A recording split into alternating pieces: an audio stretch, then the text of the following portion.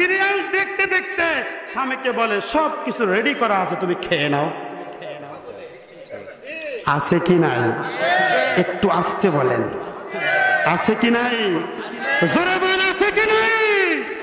তবে আপনাদের শেরপুরের মা বোনরা খুব ভালো, আলহামদুলিল্লাহ।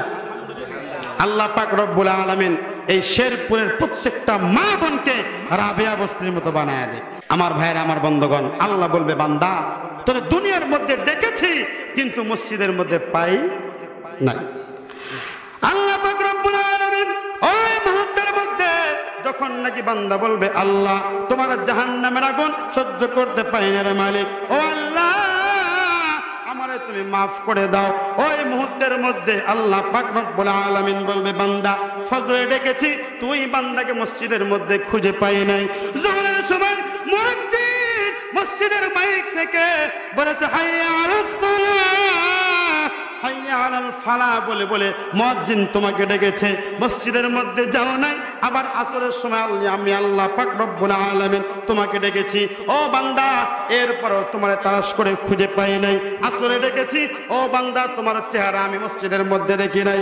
ও বান্দা মাগরিবের সময় আমি আল্লাহ পাক রব্বুল আলামিন তোমাকে রেখেছে, এরপরেও তুমি মসজিদে হাজিরা দাও নাই। ও বান্দা দিন শেষে এশার সময়ও মুয়াজ্জিন তোমাকে ডেকেছে, হাইয়া আলাস সালাহ, আসো আসো নামাজের দিকে আসো, হাইয়া আলাল ফালাহ, আসো আসো সফলতার দিকে আসো। ও বান্দা আমি আল্লাহ পাক রব্বুল আলামিন তোমারে খুঁজে পাই নাই। ও বান্দা এই কবরের মধ্যে জাহান্নামের শাস্তি তো পড়ে আছে, এই কবরের শাস্তি ভোগ করে দেখো। বান্দা চিৎকার দেবে আর বলবে, মালিক তোমার শাস্তি সহ্য করতে পারে না। আমার ভাইয়েরা, আমার বন্ধুগণ, আল্লাহ পাক রব্বুল আলামিন ওই কবরের মধ্যে যে শাস্তি দিবে হলো স্যাম্পল শাস্তি। কি শাস্তি? কথা বলেন না কেন? দোকানে কোনো কিছু কিনতে গেলে সব কিছু কি বাইরে রাখে না গোডাউনেও কিছু থাকে? কথা বলেন না কেন? দেখেন দুনিয়ার মধ্যে কাপড়ের দোকানে যখন কাপড় কিনতে যাবেন, কাপড় কিনতে গেলে সব কিছু ঝুলে রাখে না গোডাউনেও থাকে? কথা বলেন, গোডাউনে থাকে না? তাহলে বাইরে শুধু স্যাম্পল রেখে দেয়। কি রেখে দেয়? স্যাম্পল রেখে দেয়।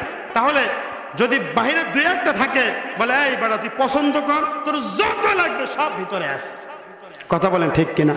বান্দা চিন্তা করবে, আল্লাহ এই কবরের শাস্তি যদি এত ভয়ঙ্কর হয়, না জানি ও মালিক খেয়াল করেন কিয়ামতের ময়দানে তোমার জাহান্নামের শাস্তি কত ভয়ঙ্কর হবে। কথা বুঝতে পেরেছেন? কিয়ামতের ময়দানে শাস্তি কেমন হবে, কত ভয়ঙ্কর হবে। ওই বান্দা চিৎকার দিবে আর আল্লাহকে ডাকবে, আল্লাহ যদি এই দুনিয়ার এই কবরের মধ্যে এই শাস্তি এত বড় ভয়ঙ্কর হয়, না জানি কিয়ামতের ময়দানে তোমার শাস্তি কত ভয়ঙ্কর হবে। ওই বান্দা কাঁদতেই থাকবে। আমার ভাইয়েরা, আমার বন্ধুগণ, আমরা কি বুকে হাত দিয়ে বলতে পারবো আমরা জীবনে কোনো অন্যায় করি নাই? বলতে পারবো? কথা বলেন, বলতে পারবো?